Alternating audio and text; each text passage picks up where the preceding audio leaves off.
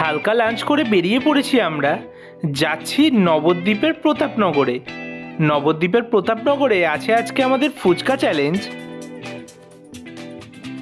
Finally পৌঁছে গেছি আমরা নবদ্বীপের প্রতাপনগরে। আজকের চ্যালেঞ্জটা একটা পাড়ার মধ্যে হচ্ছে।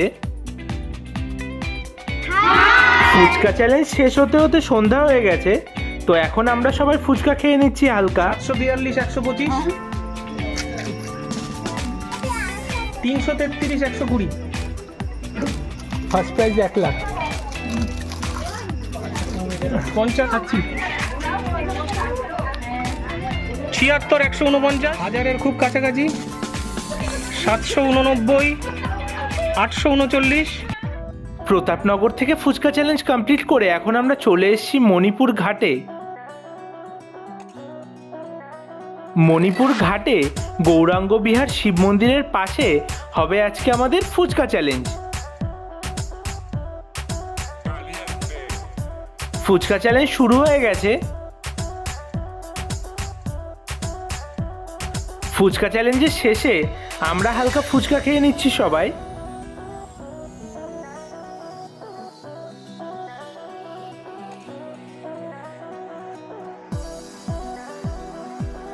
আজকে যার কাছে ফুচকা চ্যালেঞ্জ হলো তার কাছে ফুচকা চ্যালেঞ্জ আমরা আগেও করেছি নবদ্বীপের প্রফুল্লনগরে, তো তখন ওনার ঘুগনিটা খুব ভালো লেগেছিল, তাই আজকে আসার আগে ওনাকে ঘুগনির কথা বলাতে উনি নিয়ে এসছেন।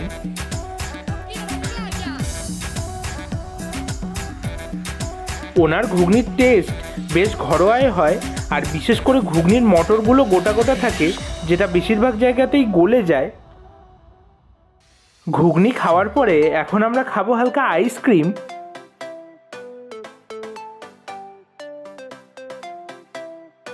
আমরা খাচ্ছি কর্নেটো আর দাদা খাবে চকোবার।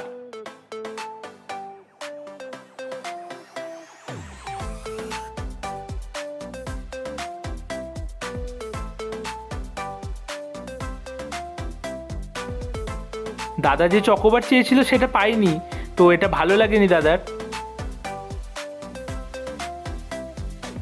শিবমূর্তি দর্শন করে এখন আমরা চলে এসেছি নবদ্বীপের সেই বিখ্যাত পাঁচুর মিষ্টির দোকানে এখানকার লাল দই ট্রাই করার জন্য।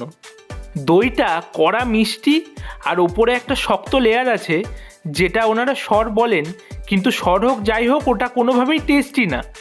আর মোটা লেয়ারের নিচে যে অ্যাকচুয়াল দইটা সেটা থিক অ্যান্ড ক্রিমি টেক্সচারের একদমই না।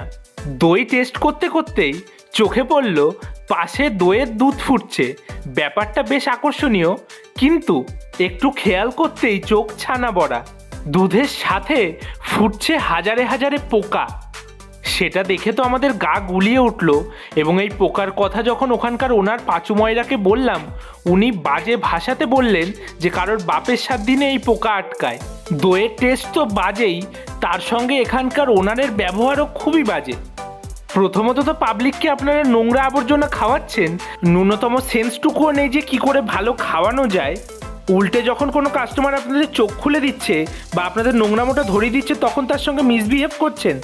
তো এবার তোমাদেরকে বলি, যারা এই ভিডিওটা দেখছো, যারা এই দোকানে নিয়মিত কাস্টমার বা যারা এই দোকানে খাওয়ার ইচ্ছা রাখো, তারা বুঝে খেয়েও কি খাচ্ছ বা এতদিন কি খেয়ে এসেছো।